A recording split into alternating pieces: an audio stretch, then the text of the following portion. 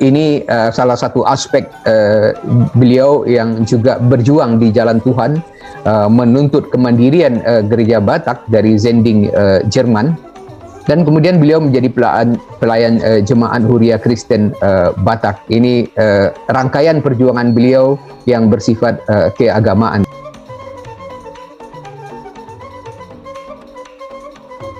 Nah, selain dari itu, untuk perjuangannya beliau itu adalah pelopor pers. Kita tadi sudah menyebutkan Binsar Sinodang Batak ini terbit pada tahun 1905, dan kemudian pada tahun 1919 beliau menerbitkan kembali lagi Suara Batak, yang salah satu slogannya ataupun motonya itu adalah olah tanahmu. Dalam bahasa Batak ini bisa dibaca olah tanahmu supaya jangan diambil Belanda gitu. Beliau juga mencetak beberapa surat kabar, tentunya dengan catatan bahwa Binsar Sinodang Batak bukanlah surat kabar yang pertama. Ada surat kabar yang lain yang lebih dahulu, yaitu Tapian Nauli di Sibolga pada tahun 1900, tapi dicetak juga di Padang. Penerbitnya orang Eropa, walaupun editornya di sini Jaendar Muda Arahab. Surat kabar Binsar Sinodang Batak ini dicetak di Padang, 4 halaman, 25 sen harganya. Isinya bermacam, ada puisi, ada informasi tentang Eropa, ada maklumat, dan ada cerita-cerita features. Yang menarik juga bahwa Binsar, bahwa Tuan Manulang itu juga bekerja sama. Dia tidak ragu untuk bekerja dengan kalangan yang berbeda etnis, misalnya dengan Lim Sun Hin yang berasal dari Padang Sedempuan, yang menjadi asisten editor surat kabar itu. Di sini yang saya tulis ini, Terutung Sibolga Padang, ini memperlihatkan betapa sulitnya untuk pergi ke Padang itu. Dari Terutung itu harus ke Sibolga dengan jalan kaki atau naik kuda, dan kemudian dari Sibolga dengan kapal laut, dan semuanya memakan waktu yang lama gitu untuk menerbitkan surat kabar. Dan kemudian surat kabar itu diedarkan lagi atau diedarkan kembali itu di Tapanuli.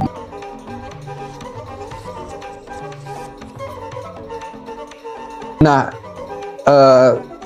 Tuan Manulang tidak hanya berjuang pada zaman penjajahan Belanda, pada masa akhir penjajahan Belanda, bahkan pada masa penjajahan Jepang. Beliau menjadi ketua PNI di Silindung tahun 1942, kemudian ditangkap, dipenjara 1 tahun 3 bulan, dan kemudian diangkat oleh Jepang yang membutuhkan untuk propaganda, yaitu sebagai kepala penerangan Jepang pada tahun 1943. Setelah Indonesia merdeka, beliau juga pernah ditahan oleh Pesindo, tapi kemudian setelah bebas bekerja di pemerintahan, menjadi Wedana di bawah Residen Tapanuli, Wedana di Sidikalang, Patih di Keresidenan Tapanuli, dan yang menarik juga beliau adalah ketua pencetakan ORIP. Jadi ada uang Republik Indonesia daerah pada saat itu yang berbagai daerah itu diberi kebebasan untuk mencetak uang sendiri itu pada tahun 45 sampai tahun 49, dan Tuan Manulang itu menjadi ketua pencetakan uang daerah itu.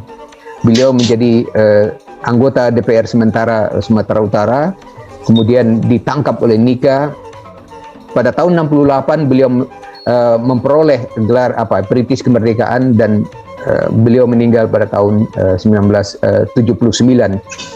Beliau pada tahun 46 itu, yang seperti saya katakan, bekerja melebihi tugasnya. Beliau juga mendamaikan konflik antara Toba dan Karo di Sidikalang misalnya pada tahun 46.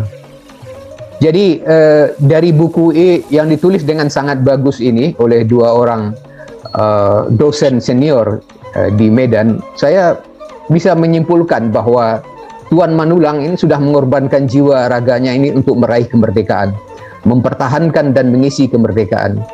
Beliau juga telah berjuang sepanjang hayatnya, dan jasanya sangat besar untuk nusa dan bangsa. Jadi selayaknya Tuan Manulang diangkat sebagai pahlawan nasional. Jika buku ini dicetak ulang, saya kira pahlawan Indonesia itu sudah akan berganti dengan pahlawan nasional Indonesia dalam cetak ulang buku ini berikutnya. Terima kasih. Assalamualaikum warahmatullahi wabarakatuh.